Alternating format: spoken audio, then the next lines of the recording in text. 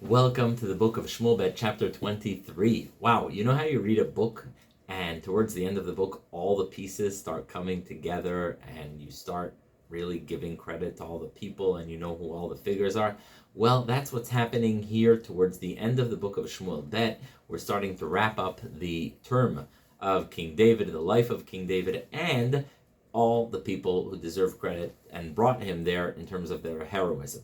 So the first about 6 or 7 psukim start with a song of David, which we'll see in Tehillim. Obviously, he's a great singer, but it starts off with, these are the last words of David. Elu divrei David achronim, nom David ben Ishai, nom Gever, names Mirot Israel. Basically, here are the last words of David, and he says, Hashem has spoken to me, and I have a covenant with Hashem. Basically, thank you. What you see a lot in Tehillim, I have a covenant with Hashem. Thank you, Hashem, for helping me from all of my enemies and letting me sit strong. Now we give credit to those who made David's kingdom possible and the heroes that fought with him all the years. So it says, Eile Shmot HaGiborim Asher David. You're about to see some very interesting stories, snippets of stories. So it says, Yoshev Beshevet Tachkemoni. Those who sit in Tachkemoni. Rashi says Tachkemoni is the Sanhedrin, the high Jewish court. And it's led by these 3 greatest heroes. So here are the greatest hero that David has. The first one, his name is Adino HaEtzni. And it says that he was able to defeat 800 Philistines in one time. So we're describing David's greatest heroes. One of them, Adino HaEtzni, he defeated 800 Philistines in one shot. After him, it says, another guy named Elazar, his cousin, and he also was very, very strong, and he fought against the Plishtim. So much so did he fight. He fought for so long, it says that his hand got attached to his sword, meaning his grip was on his sword the whole day so much that he wasn't able to let go of his sword at the end of the battle. So that's another story about one of the heroes of David, Elazar ben Dodo ben Achochi, and it says that the people of Israel had to literally peel his hand off of his sword. His grip was so strong. So he was holding the sword for so long, they had to peel his hand off of it when the battle was over because he fought so hard. The next of the 3 strongest people of David is Shammah ben Agay Harari, and it says that he was in a field of either lentils or barley, and everyone else ran away. All other Jews, all others of Bnei Israel ran away, except for this guy, Shammah ben Agay, and he stayed and he fought, and in this field, Hashem helped him, and he alone defeated the Plishtim with the help of Hashem. And these 3 people came to visit David in the cave of Adulam. Here's another story. David Azba Mitzudah. That is a time where David was in the Mitzudah. This is one of the stories from the book of Shmuel Aleph. And David says, oh, I wish I can drink some water from Beit Lechem.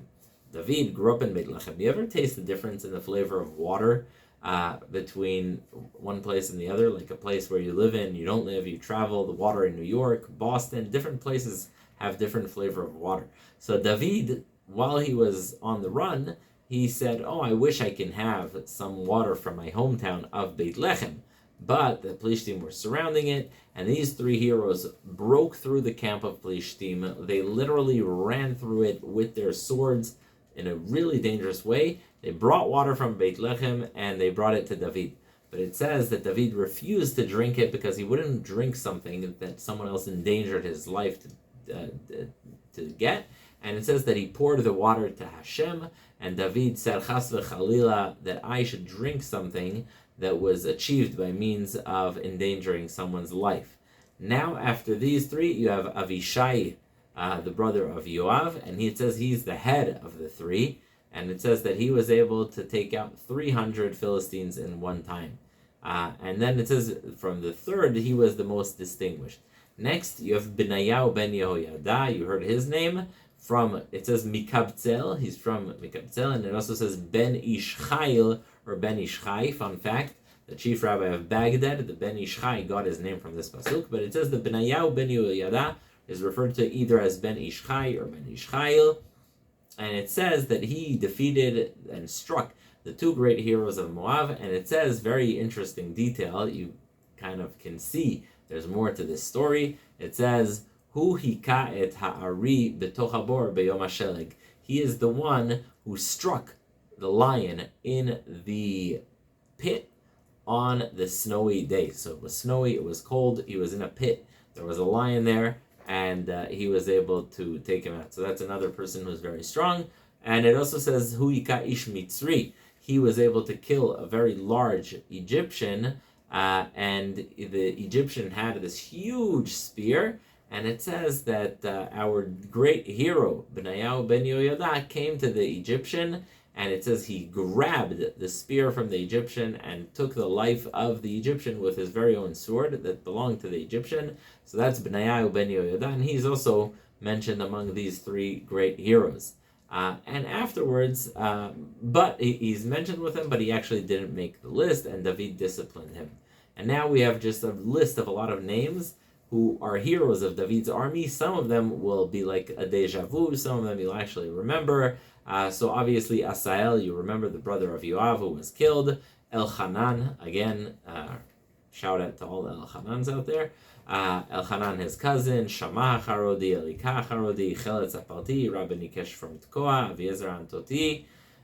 All kinds of names you can look inside, you'll see a lot of names, but one name that really screams out of the heroes of David is Uriah Hachiti, the husband of Bathsheba, with the sin of David and Bathsheba. So that is Parak Chaf Gimel. You have the Song of David, you have the distinguishing marks of David's heroes who helped made his kingdom possible by being such great and fearless heroes.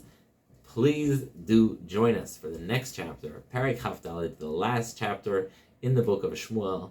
Actually, there's no Shmuel Aleph, there's Shmuel Bet. That's a later Christian division. Originally, it's just one book. There's just one book. It's the book of Shmuel. And when they printed the Bible, they divided it into two. But actually, in our tradition, it's only the book of Shmuel, not Shmuel Aleph, Shmuel Bet. So, join us next chapter for the final chapter of the entire book of Shmuel, and should be fun.